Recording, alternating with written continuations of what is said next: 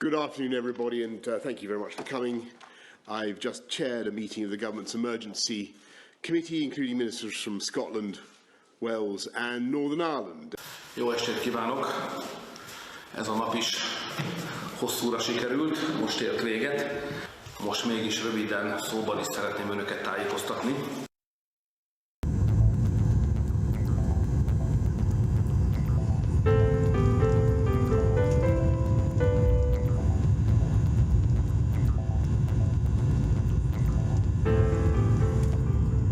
Whoa, wait a minute, what's going on here? Let's just rewind a little bit.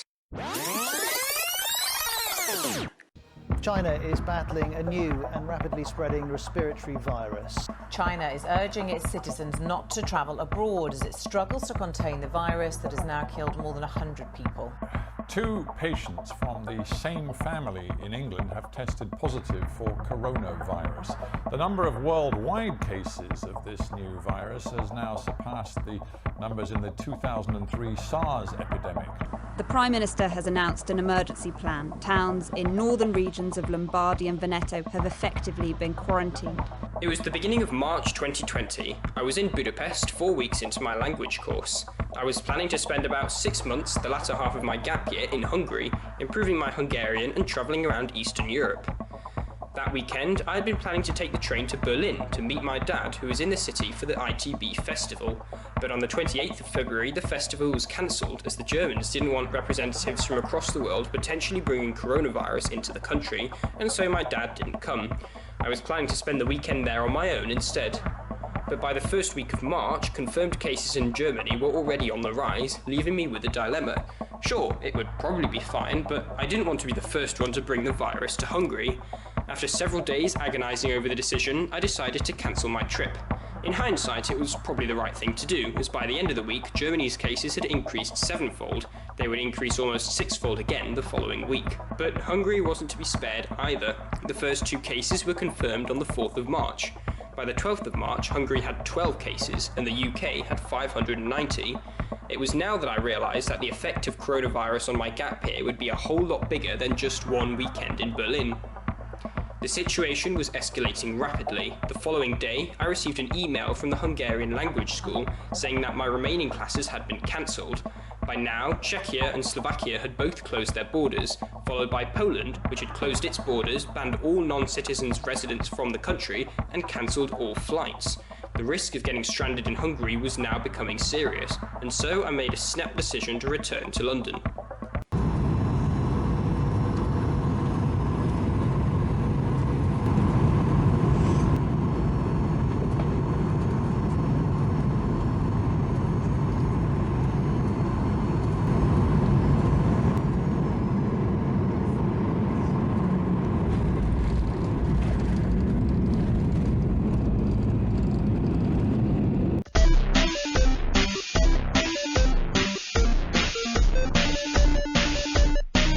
So here I am, back in London, earlier than I expected, and with my gap year plans absolutely wrecked. But to be honest, I don't really have that much of a right to complain. For a lot of people, this pandemic has cost them a hell of a lot more, be it their jobs, their livelihoods, or in many cases, tragically, their lives.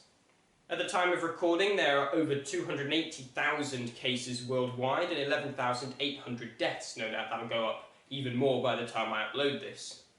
The economic fallout for all of this is going to take years to recover from, and many industries like the airline industry are facing an existential threat. From China to South Korea, from Iran to Italy, from France to Germany, from the UK to Spain, from Denmark to Sweden, from Austria to Hungary, from Canada to the United States, this virus is absolutely everywhere. And the world now looks very different to how it looked just 2 weeks ago.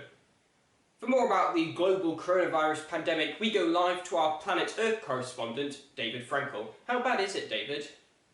Well, David, it's pretty bad. Can you give us a little more detail? To be precise, David, it's bad. I mean, here, it's bad. In Asia, it's bad. In Europe, it's bad. And in America, to be honest, it's bad. I mean, it's just bad, you know. If you compare how bad it is now to how bad it was 2 weeks ago, you'll see that it has gotten worse. Basically, it's bad. Thanks, David. I'd love to say that we're now over the worst of it and things are going to go back to normal, but unfortunately I think it's going to get a whole lot worse before it gets better, and in the UK it might be several months until we hit the peak. Across the world, countries are going into lockdown. First China, then Italy, then Spain. For about a week and a half it looked like the UK was going to pursue a completely different, radical strategy towards this virus, until the government did a massive U-turn and closed schools, pubs and restaurants. And on that note, who better to lead us through this time of crisis than Boris Johnson? I'll be honest with you, as much as I'm tempted to sort of attack Boris Johnson over this, I mean, when it comes to Brexit or the environment or transport, I will happily profess to know much better than the bunch of clowns running the government, but when it comes to containing an epidemic on this scale, I really don't know. Is going on full lockdown and keeping everybody in their homes and having police roam the streets the right approach, or should we be trying to get herd immunity? I don't know. To be fair, neither does Boris Johnson, but he's not really running the show anymore. These two men are Sir Patrick Vallance and Chris Whitty, the Chief Scientific Advisor to the government and the Chief Medical Officer, respectively. After years of campaigning for Brexit and rubbishing so-called experts, it's a relief to see that when push comes to shove, even Boris Johnson recognises that we do really need these experts after all. So what does this mean for me? Well, it means my time in Hungary has been cut rather short, and my planned trips to Kiev, Poland, Bucharest, Istanbul, Croatia and Bosnia have essentially all been cancelled. I'm now here in London in lockdown, no idea how long I'm going to be here for, no idea how long until I can see my family who are currently locked down in Oman. The one thing I know is that I'm due to start university at Durham in October, but who knows, maybe that won't even happen. The one silver lining from all this is now that I've got loads of time at home, I might actually be able to crunch through the long YouTube video backlog I've amassed over the last half a year. I might even finish my Interrail series earlier than planned. So I did spend 7 weeks in Hungary. What did I get up to? Well, I did manage to do one of my planned trips, which was to Bratislava and Vienna. Bratislava I'd never been to before. I absolutely loved it. It is a really lovely city, and I absolutely recommend going, but maybe not now. I completed 6 weeks of learning Hungarian. I improved my vocabulary, improved my understanding of grammar, improved my understanding that Hungarian grammar is really difficult. I learned lots of new exciting words like járvány, fertőzés, fertőzött, határ, veszély, vész, quarantine, and of course, coronavirus. So like I say, I highly enjoyed my time, though brief, in Budapest. I will no doubt go back there in the future, and hopefully one day I can pick up where I left off, exploring Eastern Europe by train. But it does look like I will be staying put for the foreseeable future. Some of you have sent me some questions. How exciting. Duxwells4 asks, despite the virus, will you still go travelling? Well, the short answer is no. Not whilst the pandemic is still ongoing, because not only would I be putting myself in danger, but potentially spreading the virus to others. Once the situation improves, however, I'm ready to carry on where I left off. Aaron Louch wants to know, what do I think the effect of the pandemic will be on the rail network? Well, in the short term, obviously, as people stay home, we've seen a massive collapse in passenger numbers. Next week, UK train operators are running a reduced service.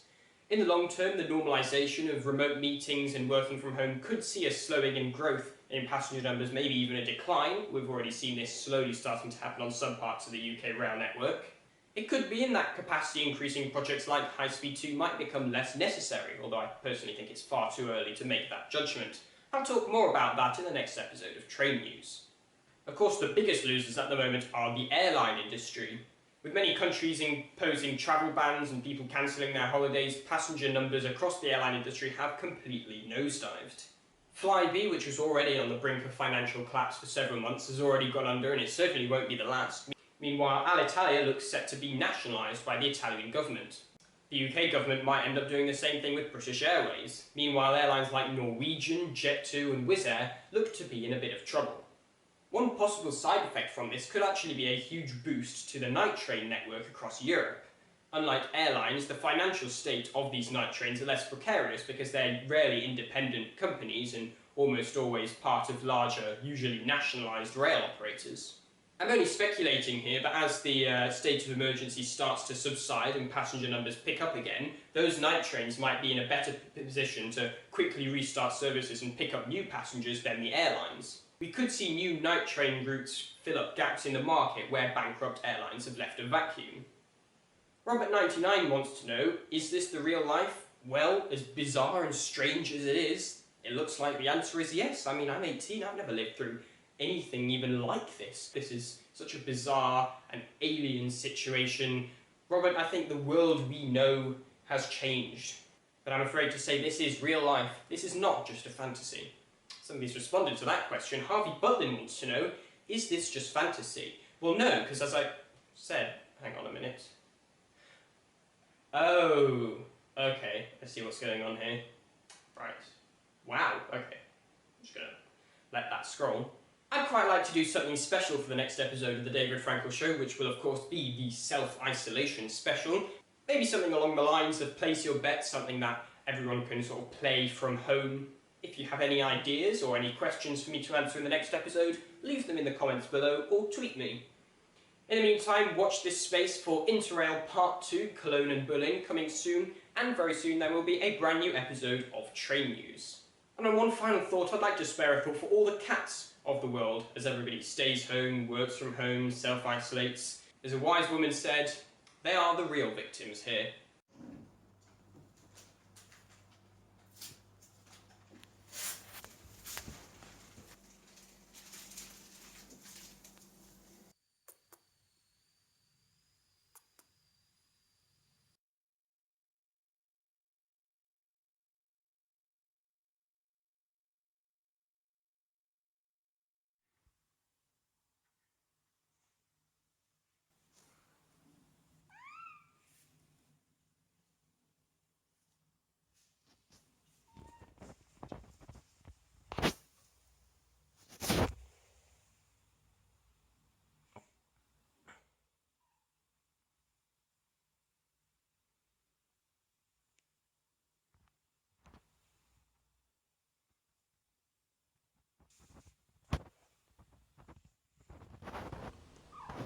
You're interrupting.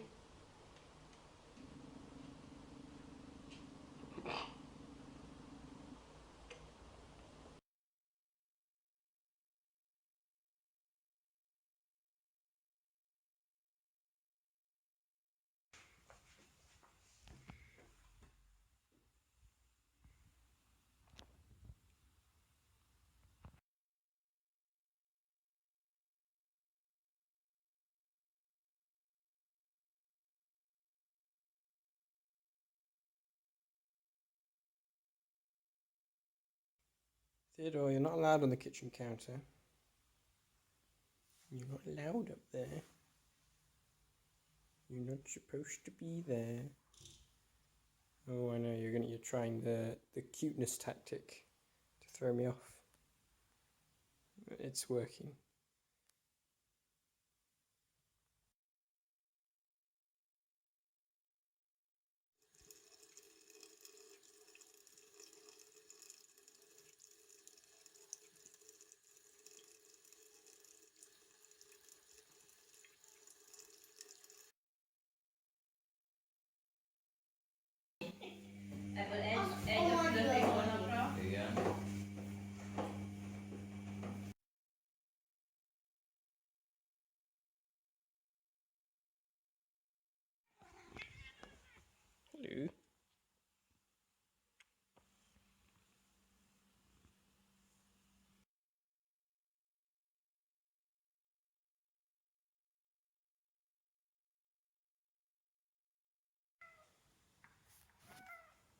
Hello. Hello.